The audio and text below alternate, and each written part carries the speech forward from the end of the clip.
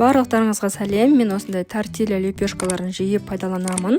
Бүгін таңғы асқа немесе полдникқа жақсы болатын осындай тортилья лепешкасынан конверт дайындайтын боламыз.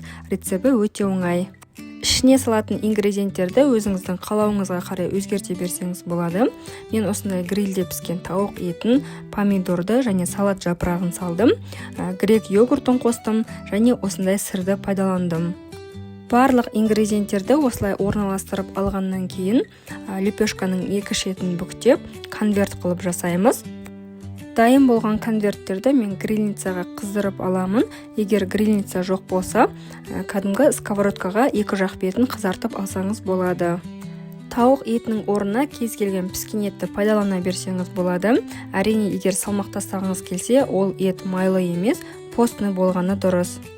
Салмақ тастау кезінде мен әртүрлі соустар дайындау үшін осындай майлылығы аз грек және түрік йогурттарын жиі пайдаланамын.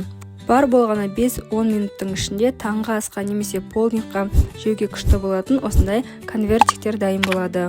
Рецебім ұнаса, каналға тіркелуді ұмытпаңыздар. Мен оңай әрі қолжетімді ПП рецептермен бөлісемін.